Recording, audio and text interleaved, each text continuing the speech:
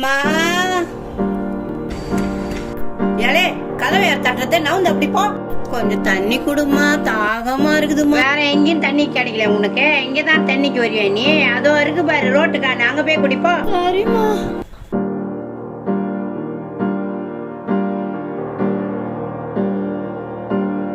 ஏக்கா ஏக்கா உங்க தொல்லை தாங்க முடியல. என்னது ஏக்கா? பிள்ளைங்களுக்கு துணியே இல்ல, துணி இருந்தா குடியக்கா.